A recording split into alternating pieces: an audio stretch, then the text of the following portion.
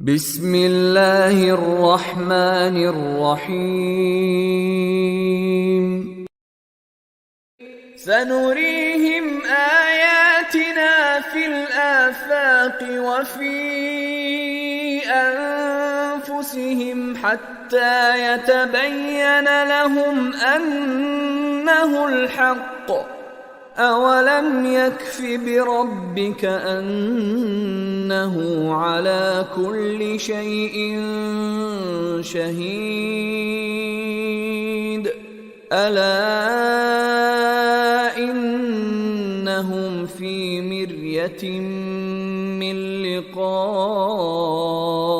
ربهم ألا إنه بكل شيء